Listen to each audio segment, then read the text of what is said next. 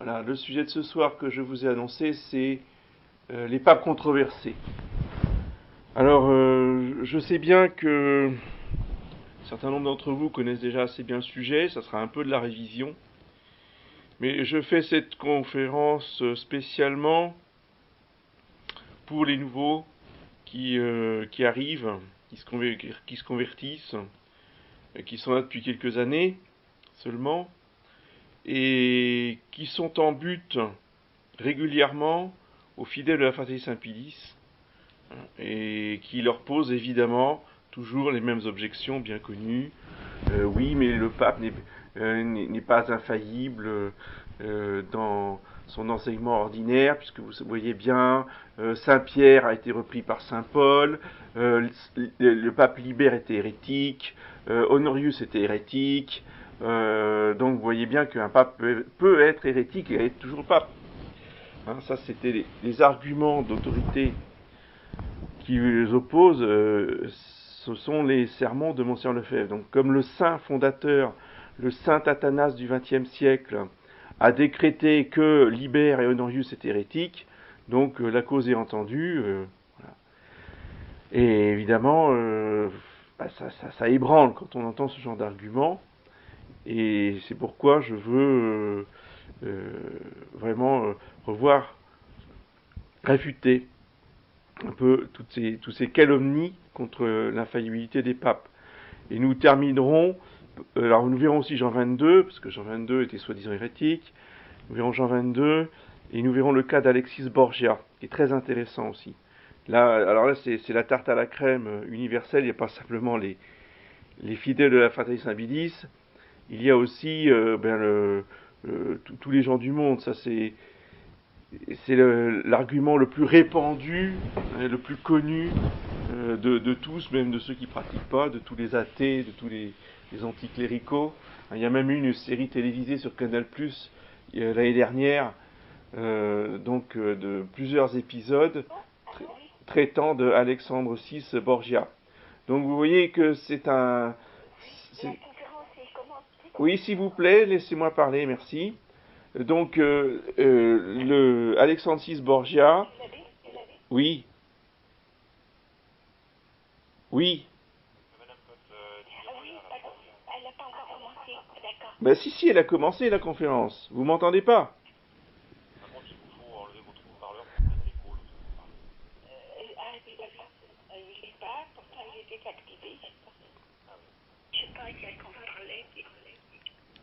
Oui, allô? Vous m'entendez? Bon, voilà. Donc, je vais commencer la conférence. Si tout le monde entend bien maintenant. Ah bah oui, ça c'est le problème de vos téléphones qui ne sont pas coupés. Oui? Eh bien, on va avoir un superbe écho.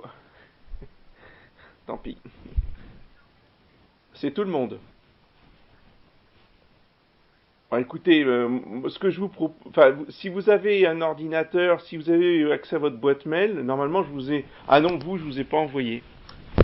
Euh, oui. Alors, enfin, avec les coordonnées de TeamViewer. Non. Ouais, donc, voilà. Mais c'est une expérience que je fais ce soir. Hein. Mais je crois que on va terminer, on va faire la conférence comme ça. Mais la prochaine fois, je pense qu'on va, comme vous avez tous des ordinateurs, là, quasiment, on ira tous sur TeamViewer après, parce que sinon, c'est bien mieux sur TeamViewer, il n'y a pas d'écho, et puis voilà, voilà. Je, je vous en prie. Bon, alors, je disais donc, oui, ah, d'accord.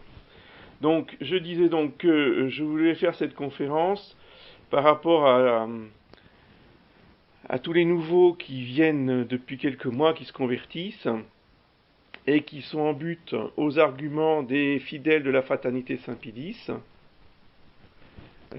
qui évidemment leur objectent qu'un pape peut tout à fait être infaillible, dans la mesure où d'autres papes ont sombré dans la foi.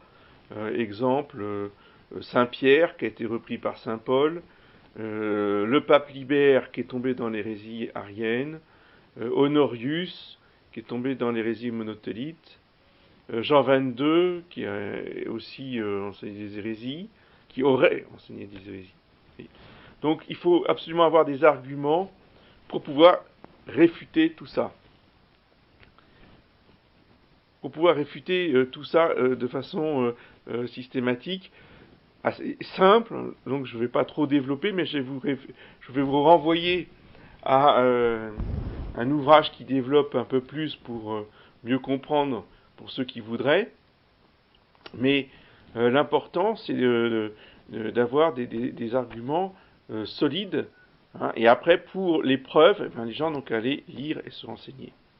Mais il faut absolument défendre ces papes qui sont attaqués, qui sont calomniés depuis des siècles, parce qu'on n'a pas attendu Monseigneur Lefebvre pour attaquer ces papes-là.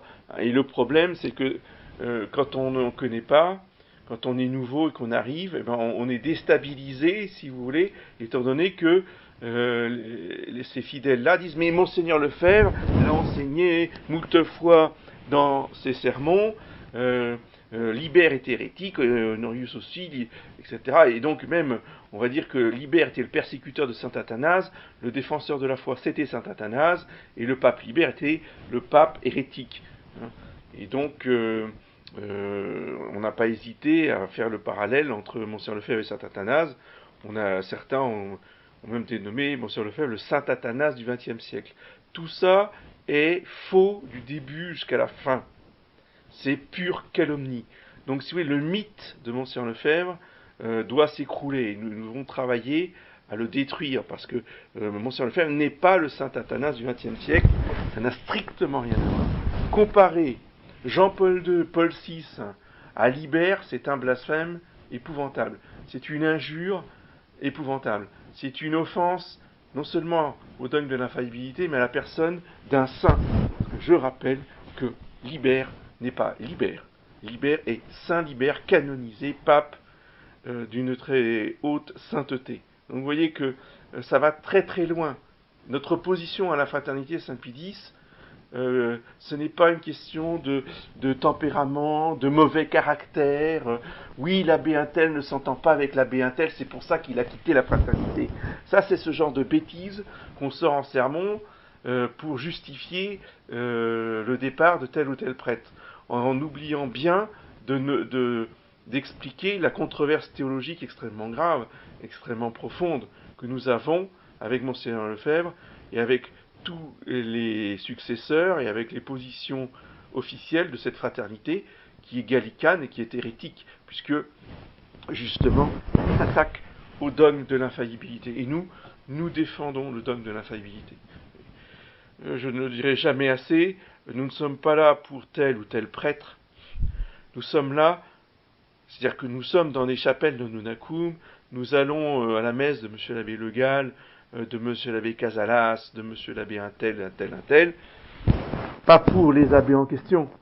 Nous allons à cette messe non Nunacum pour exprimer notre fidélité au dogme de Vatican I, au dogme de l'infaillibilité pontificale. Et ça, c'est fondamental. Si nous n'avons pas compris ça, nous ne tiendrons pas, nous ne persévérerons pas, nous nous laisserons séduire par tel autre abbé qui aura des plus beaux yeux, ou un plus beau discours, ou je ne sais quoi, ou des plus belles manières. Vous voyez, si notre attachement à la messe et à notre religion reste purement superficiel, eh bien, ça n'a pas d'intérêt, ça ne tiendra pas. Donc le but de ces conférences, de ce soir et du mois prochain, parce que nous n'en pourrons certainement pas terminer ce soir, eh bien, c'est la défense des papes attaqués, des papes controversés, comme j'ai dit, hein, qui sont attaqués par tous les hérétiques sur la question de l'infaillibilité. Alors, l'argument de Saint Pierre et celui qui est le plus facile et le plus rapidement traité, hein, parce que, évidemment, Saint Pierre, vous savez qu'il a une pratique qui voulait faire plaisir aux judaïsants, c'est-à-dire que lui ne respectait pas toujours les anciens rites de l'Ancien Testament, mais il le faisait parfois avec des juifs convertis. Lorsqu'il était à Jérusalem, toute la communauté était 100% composée de juifs convertis. Donc avec eux, eh bien, il n'hésitait pas à aller au temple, à chanter les psaumes au temple, vous voyez, à participer aux prières au temple et à suivre certaines règles alimentaires, vous voyez, des choses comme ça, ou certaines ablutions à la maison.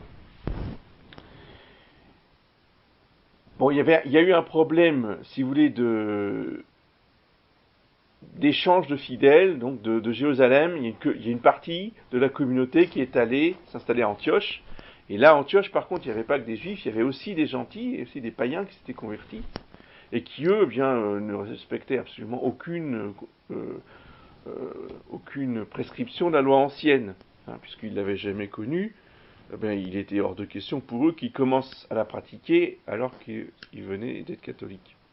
Donc Saint Paul à Antioche ne les obligeait pas du tout à faire ces prescriptions. Mais quand une partie de la communauté de Jérusalem est arrivée à Antioche, eux qui avaient l'habitude de voir tout le monde faire ces rites, eh bien, pour ne pas les scandaliser, Saint Pierre a condescendu à pratiquer ces rites avec eux. Et pour ne pas qu'ils soient scandalisés et pour qu'ils ne prennent pas prétexte de ça pour quitter la religion, pour quitter l'Église. C'était quelque chose de très délicat, vous voyez, ils étaient dans une situation de transition, ils étaient entre deux périodes, si vous voulez, la période de l'Ancien Testament, avec le vrai Dieu, et la période du Nouveau Testament de l'Église de Jésus-Christ. Et donc il y a une période où, si vous voulez, on a un peu pratiqué les deux choses. Et il a fallu s'en détacher progressivement. Et pour être très progressif, Saint Pierre s'est mis à judaïser avec les Juifs qui venaient de Jérusalem à Antioche. Et là-dessus, Saint Paul s'est opposé à sa pratique en disant que c'était quelque chose qui allait scandaliser pour le coup les païens. Et donc il fallait arrêter de faire cette pratique et expliquer aux chrétiens de Jérusalem les nouvelles obligations dans l'Église catholique et ne pas leur faire croire qu'ils pouvaient continuer encore systématiquement à utiliser les anciens rites. En cela, il n'y a absolument aucun enseignement. Vous voyez qu'on n'est pas dans le domaine de l'infaillibilité. L'infaillibilité concerne le magistère. Le magistère, c'est l'enseignement. Saint Pierre n'enseigne pas qu'il faille judaïser. Mais il a simplement eu un comportement qui allait dans ce sens par charité pour les arrivants de Jérusalem, afin de ne pas les heurter, de ne pas les blesser. Donc son motif était noble, était pur, était vertueux, sauf que sa pratique était dangereuse. Elle pouvait porter à confusion. C'est pourquoi Saint Paul a repris publiquement Saint Pierre. Donc là, nous ne sommes pas du tout dans un cas d'infaillibilité. Et par contre, nous sommes dans un cas de gouvernement pratique, de prudence, si vous voulez, par rapport à une attitude, à des décisions concrètes. Et là, effectivement, le pape peut se tromper. Il n'est pas impeccable. Il est infaillible, il n'est pas impeccable. Et en l'occurrence, si vous voulez, c'est pas vraiment un péché. Personne ne dit qu'il a commis un péché, Saint Pierre. Mais il commet une erreur pratique. Voilà. Et Saint Paul, donc, lui demande de se corriger. Il se corrige, il se rétracte publiquement, vous voyez, en reconnaissant que Saint Paul a raison Et donc il change son attitude. C'est tout à l'honneur de Saint Pierre d'avoir agi de la sorte. Donc ça c'est le cas vraiment le plus simple. Mais vous voyez que de la part de la fraternité de Saint-Pédis, c'est malhonnête d'utiliser cet exemple pour justifier l'attitude de Monseigneur Lefebvre qui résiste en face à un vrai pape. Et ça n'a absolument rien à voir. Parce que Monseigneur Lefebvre, lui, résistait à un antichrist, à un apostat, à quelqu'un qui encourage toutes les religions. C'était pas du tout le cas de Saint Pierre, hein, faut quand même pas exagérer. Donc c'est hors sujet. Voilà ce qu'on va dire. Oui? Bon. Allez. Ça doit pas être très agréable d'entendre l'écho, je comprends. Alors, nous voyons maintenant Saint Libère. Saint Libère, qui aurait été soi-disant hérétique arien. Alors Saint Libère, pour vous le situer, il a vécu entre 305, enfin il a régné, pardon, en tant que pape, entre 352 et 366. Donc on est en plein milieu du IVe siècle, et en pleine crise arienne. Donc je vous rappelle que les ariens, ce sont des hérétiques qui suivent Arius, hein, l'évêque Arius, le patriarche Arius même, qui considérait que Jésus-Christ n'était qu'un homme, mais qui n'était pas du tout Dieu. C'était un homme privilégié, un homme, entre guillemets, adopté par Dieu, mais qui n'était pas Dieu lui-même. Il n'avait pas en lui la nature divine. C'est ça l'hérésie arienne. Et donc l'un des héros de la foi qui a lutté contre les Ariens était évidemment l'évêque Saint Athanase, évêque patriarche d'Alexandrie.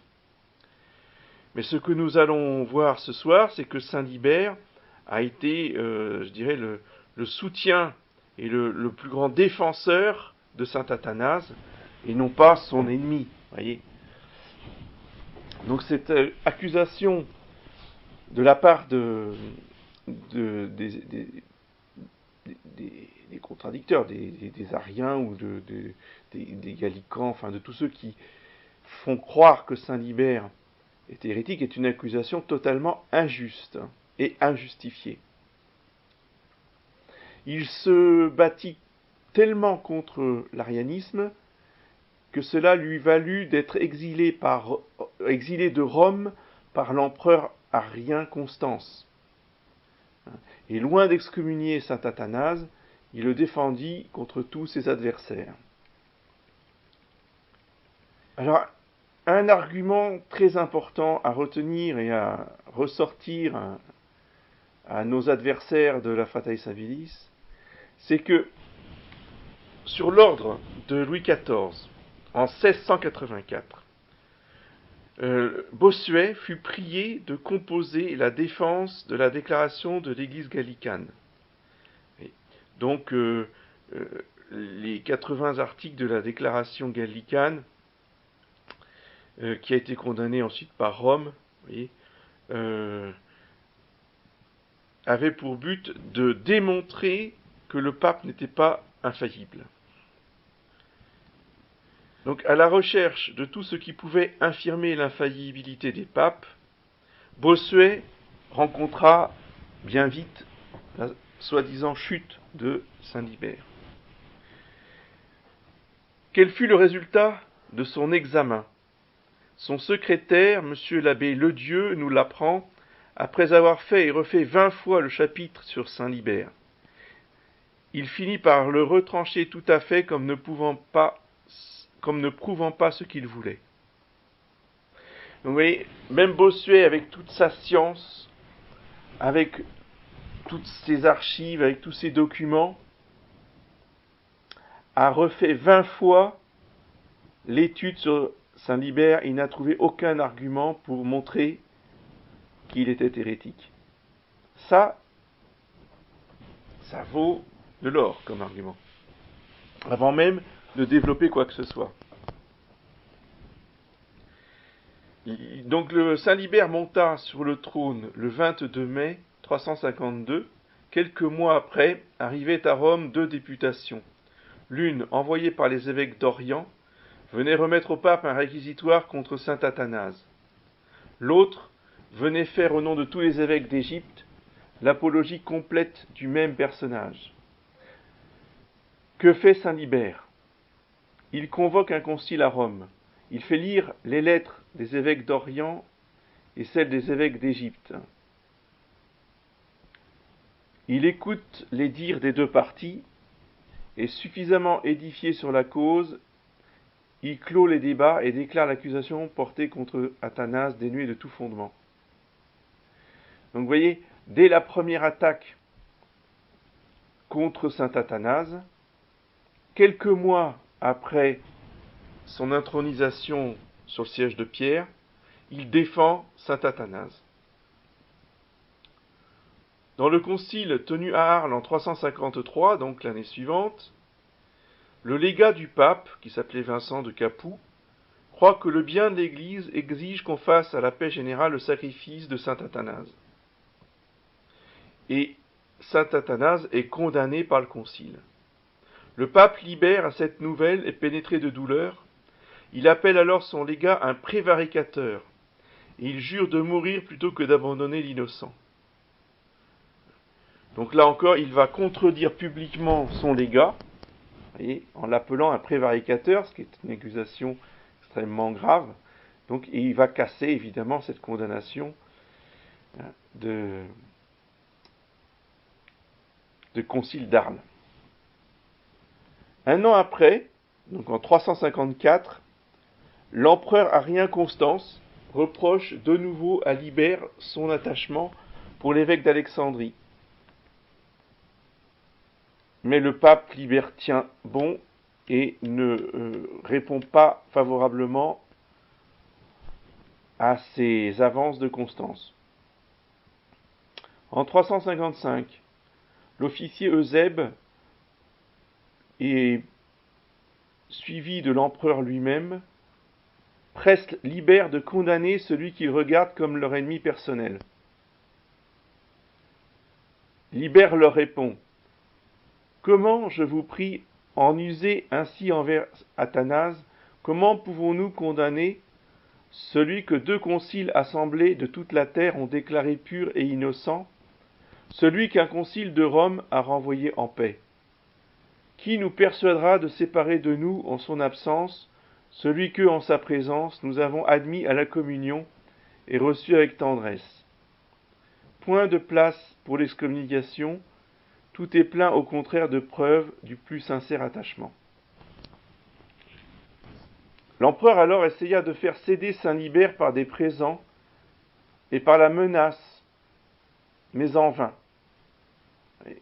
On essaye de flatter, on essaye de corrompre, d'acheter, et si on n'y arrive pas, eh bien on menace des tourments, voire de la mort. Bon, pour saint Libère, ça sera l'exil.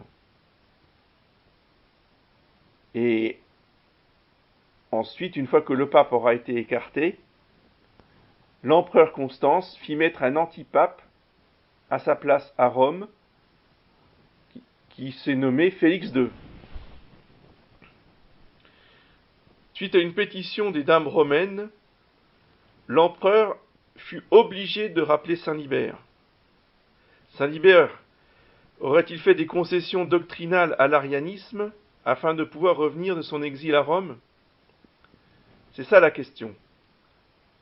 Et évidemment, les ennemis de saint Libère ne vont pas se priver de sous-entendre que le pape aura failli en adhérant à l'arianisme pour pouvoir revenir à Rome. Alors, nous allons montrer que cet argument ne tient absolument pas par le contexte, par l'attitude des fidèles de Rome. Et d'ailleurs, leur attitude est pour nous un exemple et doit nous servir de référence dans notre attitude aujourd'hui. comprenons qu'à l'époque, on n'est pas du tout dans le contexte de Vatican II. Félix II dit la vraie messe catholique, avec toute la pompe et l'apparat de l'Église du IVe siècle. Quand il dit la messe, l'Église est vide. Vous entendez? Donc les fidèles de l'époque, ils ne se laissaient pas impressionner par la tiare, par les grands manteaux, les grandes processions et tous les cardinaux qui étaient autour. Il disait, cet homme-là, il a été mis en place par l'empereur Arien.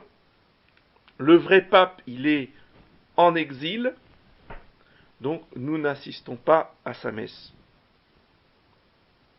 Il ne disait pas « Oh, mais c'est la même messe !» Puis d'abord, elle est valide. Vous voyez, ce genre d'argument idiot qu'on nous sort systématiquement aujourd'hui. « Ah, mais c'est la même messe et la messe est valide, donc moi ça me convient. » Non, on ne peut pas raisonner comme ça. Et les fidèles de Rome au IVe siècle, du temps de Saint-Libert, voyez, eh bien, savaient très bien qu'ils ne pouvaient pas assister à la messe de cet homme qui se prétendait pape, bien qu'ils disent la vraie messe et qu'il est la foi catholique, si vous voulez, de Nicée, que n'avaient pas, non pas les prélats conciliaires, voyez. Parce que lui n'adhérait pas à l'hérésie arienne. Donc on ne pouvait pas dire Félix II était arien, puisque lui n'était pas arien, il était fidèle à la foi catholique de Nicée. Simplement, il entretenait des relations amicales avec les ariens. Voyez ? Donc pour cette raison, il était détesté par tous les fidèles de Rome. Il désertait tous ses offices. Alors, ne pouvons pas dire pareil que les prêtres de la fraternité Saint-Pie X entretiennent des relations amicales avec le clergé conciliaire. Rien que pour cette raison, même si eux ont la foi catholique, ce qui n'est pas le cas puisqu'ils luttent contre le dogme de l'infaillibilité, donc ils sont pires que Félix II, vous voyez, eh bien on ne peut pas assister à leur messe. Je ferme la parenthèse. En tout cas, lorsque Saint Libère revient à Rome, l'accueil fait par le peuple fut triomphal. Alors, il est évident que si Saint Libère avait fait une quelconque concession aux Ariens pour pouvoir revenir, jamais les fidèles de Rome ne l'auraient accueilli. Ou, s'ils l'avaient accueilli dans un premier temps, ils auraient de nouveau déserté son église, comme ils l'avaient fait pour Félix II. Ce qu'ils n'ont jamais fait. Donc ça, c'est quand même une preuve, je dirais, concrète, une preuve historique que Saint Libère n'a jamais failli, Saint Libère n'a jamais fait de concession aux Ariens. Sinon, le peuple de Rome l'aurait rejeté. On objectera que saint Athanase parle de la chute de Libère dans son apologie contre les Ariens, et aussi dans son histoire des Ariens adressée aux solitaires. Donc ça, c'est un argument spécieux, mais qui peut troubler profondément quelqu'un qui ne connaît pas la controverse, parce qu'ils vont dire, mais voyez, saint Athanase dénonce la chute dans l'hérésie de Libère. Qu'est-ce que vous avez à dire contre ça? Bien, on a beaucoup de choses à dire contre ça. Parce que l'apologie de saint Athanase a été écrite au plus tard en 350. C'est-à-dire 2 ans avant que Libère fût élu pape. Alors comment un ouvrage écrit 2 ans avant que Libère soit pape, puis dénoncer la chute de Libère dans l'hérésie qui a eu lieu bien après. C'est un anachronisme énorme. Il est évident que l'endroit où il est parlé de sa chute est donc évidemment une addition postérieure faite par une main étrangère et ennemie. Alors, dans l'autre ouvrage, qui s'appelle l'Histoire des Ariens adressée aux solitaires, de nouveau, on trouve une accusation contre Libère. Le passage où il est parlé de sa chute est donc encore une addition faite après coup, et qui ne jure pas moins avec ce qui précède qu'avec ce qui suit. Mais par qui ces interpolations ont-elles pu se faire? Nous avons vu que dès son vivant, les Ariens supposèrent une lettre de saint Athanase à Constance. Ce qu'ils ont pu pendant sa vie, ils l'ont pu encore plus aisément après sa mort.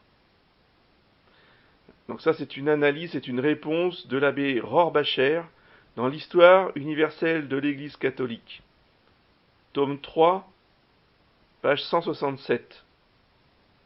Pour ceux qui sont intéressés ou qui aiment beaucoup l'histoire, je vous reporte à ces ouvrages de Rohrbacher qui existent en PDF sur le site justement de la bibliothèque Saint-Libert, liberius.net. Donc c'est le tome 3, page 167. Donc vous commencez à comprendre que toutes ces calomnies viennent de la part des Ariens qui ont trafiqué les textes, qui ont rajouté au milieu du texte des accusations anachroniques, mais qui ont eu la vie très longue jusqu'à aujourd'hui. Ils vont aussi rajouter des passages dans les écrits de saint Hilaire, qui aurait anathémisé saint Libère comme étant hérétique.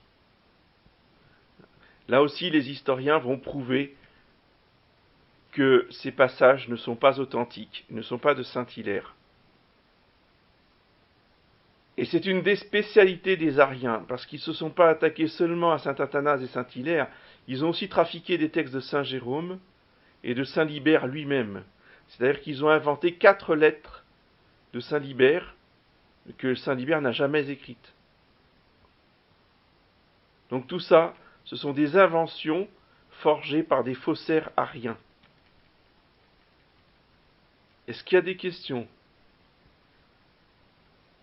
Que j'étais assez clair. Donc pour ceux qui voudraient avoir des textes écrits, vous avez l'abbé Constant, tome 1 de l'histoire de l'infaillibilité. Vous avez le livre Mystère d'iniquité. Et vous avez l'histoire universelle de l'Église par Rohrbacher. Ce sont les 3 ouvrages absolument fondamentaux où vous trouvez les arguments les plus développés. Vous avez aussi Monseigneur de Ségur, dans son ouvrage sur l'infaillibilité pontificale, mais qui s'étend un peu moins, qui est moins historique, moins scientifique, mais qui présente très bien les choses aussi. Je ne veux pas l'oublier.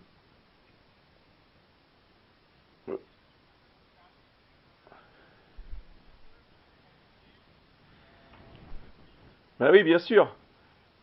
Mais tous les saints qui étaient de ces époques-là, Saint Pierre n'a jamais été canonisé non plus, si tu vas par là.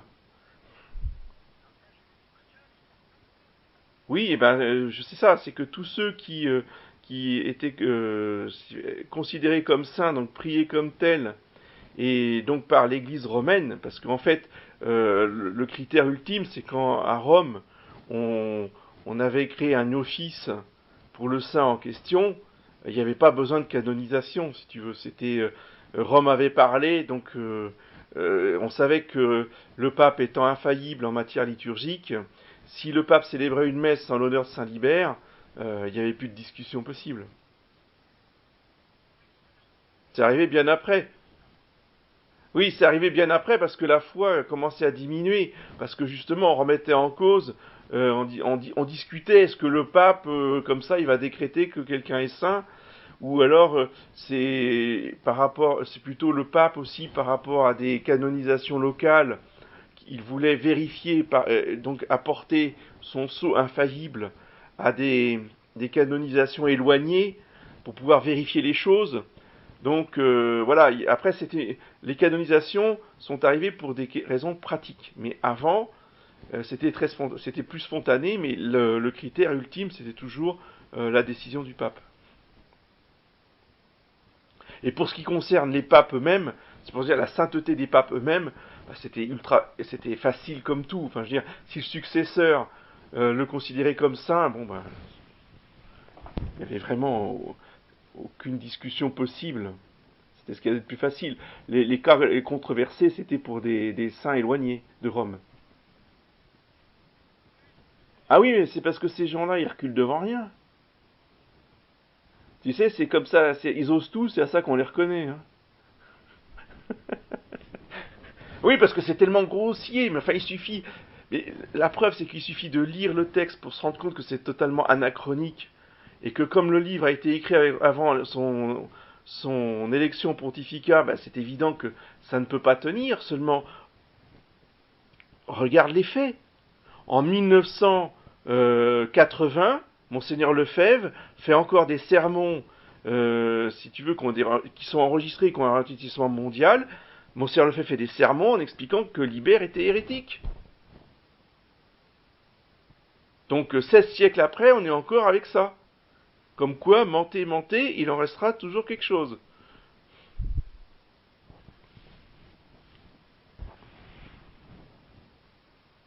Bon, avant, je ne vais peut-être pas me lancer dans Honorius, parce que là, ça nous mènerait trop loin. Enfin, je serais obligé de couper juste au début. Donc, Honorius, c'est aussi assez long. Le cas d'Honorius. Donc, on verra ça la prochaine fois.